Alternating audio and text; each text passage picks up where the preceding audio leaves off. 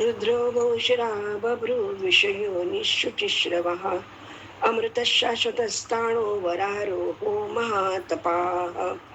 श्री विष्णू सहस्रनाम श्लोक क्रमांक 26. नाम आहे 114. रुद्र. रुद्र म्हणजे दुःख हरता. शिवाचे रुद्र भयानक रूप. ओम तत्पुरुषाय विद्महे महादेवाय धीमहि तन्नो रुद्र प्रचोदयात. पापी जनांचा बिमोड करण्यासाठी घेतलेले रुद्ररूप. शिवाचे 11 रुद्रावतार आहेत. नवरसांपैकी एक रौद्ररस. कामदेवाचे विषय वासना भस्म करण्यासाठी, दक्षाच्या यज्ञाचा विध्वंस करण्यासाठी घेतलेला रुद्रावतार. प्रचंड झंझावती भयंकर रुद्र, पण नंतर प्रशांत सौम्य रूपात आधार देणारी तमोगुणी वैराग्याची देवता. रुद्रादित्या वसवो ये च साध्या रुद्राणाम शंकरश्चास्मी. गीता. भगवंताच्या आज्ञेने सृष्टी निर्मितीसाठी ब्रह्मदेवाने 4 सनत कुमार निर्माण केले व त्यांना प्रजा उत्पन्न करण्यास सांगितले. पण ते निवृत्तीपरायण असल्याने प्रजा उत्पन्न करण्यास नकार दिल्याने क्रोधाने ब्रह्मदेवाच्या भ्रूमध्यातून एक नीललोहित रंगाचे बालक प्रकट झाले व रडू लागले. रुद्र म्हणजे रोदन इति रुद्र असे त्याचे नाव पडले. ब्रह्मदेवाने सृष्टी निर्मिती करण्याची आज्ञा दिल्यावर रुद्रासारखे असंख्य समुदाय निर्माण होऊन ब्रह्मदेवाचे व सृष्टीचे भक्षण करू लागले. तेव्हा अशी निर्मिती करू नकोस, सर्व प्राण्यांना सुखी करण्यासाठी तप करून तू पूर्वीप्रमाणे सृष्टीची रचना कर, अशी आज्ञा दिल्याने रुद्र तपश्चर्या करण्यासाठी कैलासावर गेला. तोच पुढे तपश्चर्याने पवित्र होऊन रुद्राचा शिव झाला. ओम त्र्यंबकम यजामहे या महामृत्युंजय मंत्राला रुद्र मंत्र म्हणतात. प्रजापतींच्या अश्रूमुळे मन्यू 1000 मस्तकांचा अनंत नेत्रांचा झाला. जे अश्रुबिंदू पडले त्यातून हजारो रुद्र उत्पन्न झाले, असं यजुर्वेदात सांगितले आहे. श्री विष्णूंच्या रुद्ररूपी अवताराने आपल्यातील तमोगुणांचा नाश करू. 115 बहुशिरा अनेक मस्तके असलेला सहस्त्र शीर्षा पुरुष सहस्त्राक्ष सहस्रपाद. ऋग्वेद 10:91. परमात्मा स्वरूप पुरुषाला सहस्रावधी मस्तके आहेत, सहस्रावधी नेत्रे आहेत, सहस्रावधी चरण आहेत. पुरुष सूक्तामध्ये विराट अशा पुरुषाचे वर्णन केले आहे. त्या विराट पुरुषाला वैदिक ईश्वराचे स्वरूप मानले गेले आहे. हा पुरुष सहस्त्र शीर्ष, सहस्त्राक्ष, सहस्रपाद आहे. 16 रुचांचे हे सुक्त म्हणजे परमेश्वराचे विराट स्वरूप दर्शन होय. सहस्र हा शब्द असीम, अनंत, असंख्य, अगणित या अर्थी वापरलाय. श्री दत्तगुरूंना 3 शिरे आहेत. गायत्री देवीला 5 मुखे म्हणजे 5 शिरे आहेत. मारुती पंचमुखी म्हणजे 5 शिरे आहेत. शिवशंकरांना 5 मुखे म्हणजे 5 शिरे आहेत. विशेष करून श्रावण सोमवारी याचे पूजन करतात. ब्रह्मा चतुर्मुख म्हणजे 4 शिरे आहेत. त्वष्टापुत्र विश्वरूपाला 3 मस्तके होते. परमात्मा सर्व व्यापी आहे. देवी अथर्वशीर्ष, गणपती अथर्वशीर्ष. शिर आपण याचा आध्यात्मिक अर्थ पाहू. आपल्या प्रत्येकाचे शिर हे एक मोठे शक्ती केंद्र आहे. प्रत्येक देवता त्यातील 1000 शक्ती केंद्रातून कार्य करीत असतात. शक्ती जागृतीचे कार्य आपल्या शरीरातील सप्तचक्रांद्वारे सहस्रापर्यंत पोहोचू शकते. असा हा सहस्र शीर्षा बहुशिरा श्री विष्णू आपल्याला जणू सुचवतो आहे. 116 बभ्रू. भ्रू अधिक क्रू म्हणजे पालन करतात, पालनहार. एक ऋषी, गडद भुरकट रंगाचा भुरकट केस असलेला अग्नी, अर्जुन पुत्र शिव, चातक पक्षी, स्वच्छता करणारे, एवढी बभ्रूची नाव आहेत. कोणस्थ पिंगलो बभ्रुः कृष्णो रौद्रंतको यमः सौरी शनेश्वरो मंदा पिप्पलादेन संस्तुता. पिप्पलाद या स्तोत्राने शनिदेवाचे स्तवन करतात. जांबवती पुत्र सांब या रयतवंशातील उद्धट कुमारांनी सुंदर गर्भवती स्त्री वेश करून अमित तेजस्वी बभ्रू बनवून ऋषीकडे नेले. बहिला पुत्र व्हावा अशी इच्छा आहे, तुम्ही सांगा कोण होईल.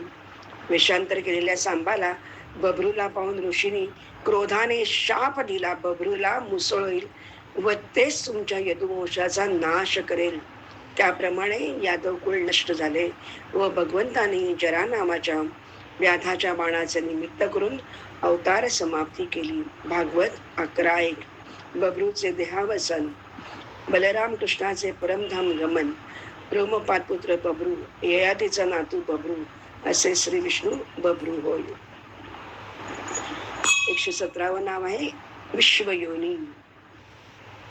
विश्व उत्पन्न करणारा विश्वनिर्माता. मम योनिर ब्रह्म तस्मिन गर्भम दधाम्यम. गीता 14:3. सर्व योनिषु कौंतेय मूर्ते संभवन्ति याः तासां ब्रह्म महद्योनिरहं बीजप्रदः पिता. गीता 14:4. 84 लक्ष योनी, देवता, पितर, गंधर्व, स्थावर जंगम, चत्वारखाणी, अंडज, स्वेदज, जरायुज, उद्वीज सर्व योनिषु येतात. प्रकृतीं समधिष्ठाय संभवाम्यात्म मायया. गीता 4:6.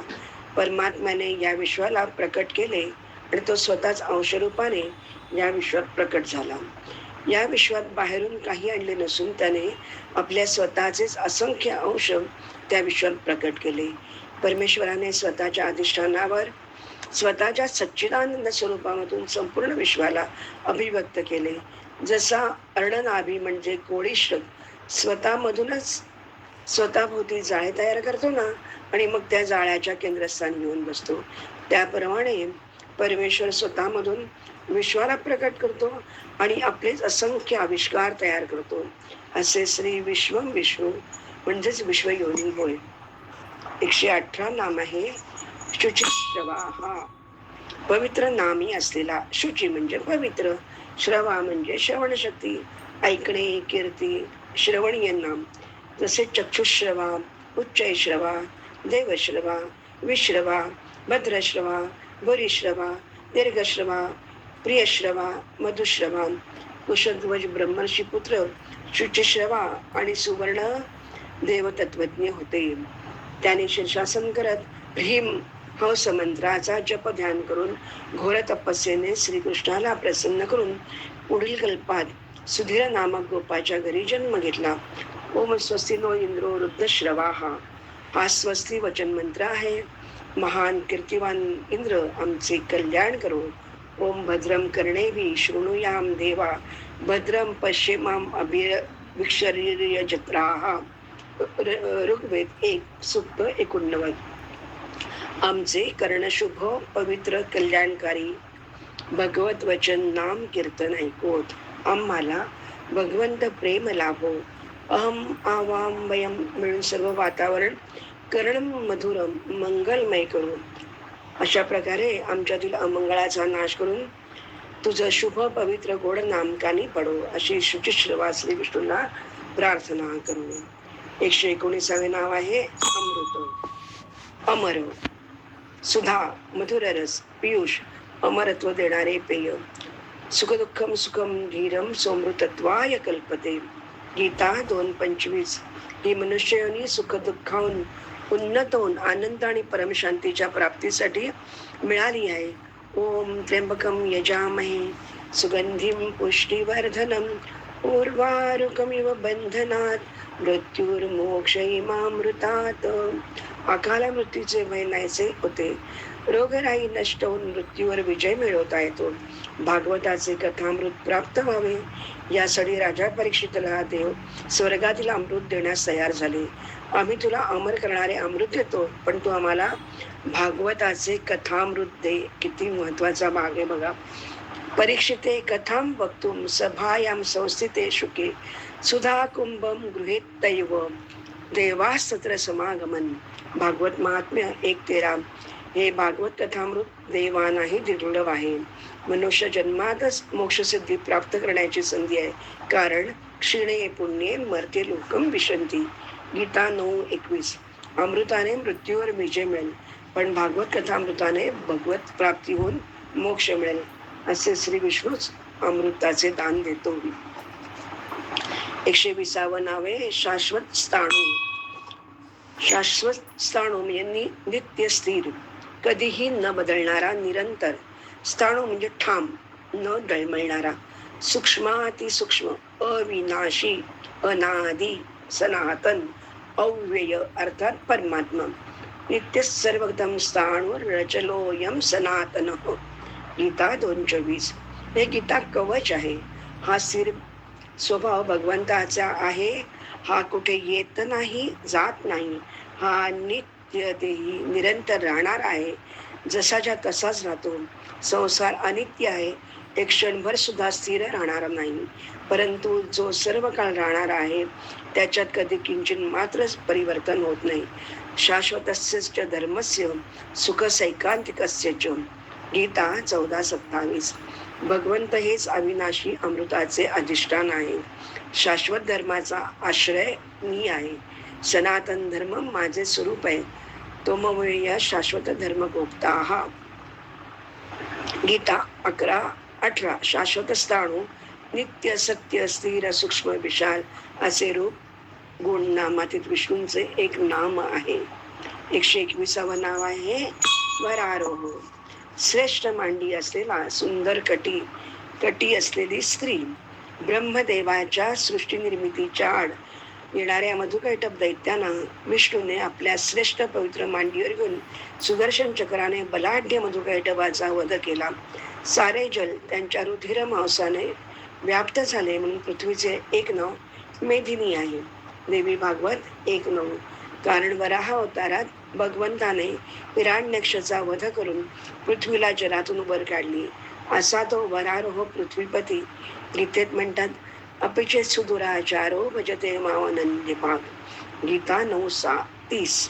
प्रल्हाद रक्षण व त्याचा दुराचारी अत्याचारी पिता हिरण्यकश्यपूचा वध दृश्य अवतार धारण करून त्यालाही दिलेल्या वराप्रमाणे वर खाली दिवसा रात्री नाही तर स्वतःच्या मांडीवर घेऊन नखाने त्याला मारला व तुम्हाला न्यायला मी येईन असे शापित जय विजय पार्श्वदांना दिलेले वचन वरारोह भगवंतानी स्वतःच्या श्रेष्ठ मांडीवर घेऊन मुक्त केलं.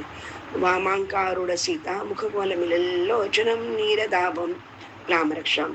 प्रभू रामाने बद्ध पद्मासनात बसून हवन करण्यासाठी ज्या अग्निदेवतेला आव्हान केले ती सीतारूपी चित शक्ती अग्निरूपाने प्रकटली. तीच आदिशक्ती होय. घ्राणम पातु वरारोहा जिव्हा मात्राय रूपिणी. श्री लक्ष्मी कवच असे आदिशक्तीयुक्त विष्णू वरारोह होय. 122वे नाव आहे महातपा.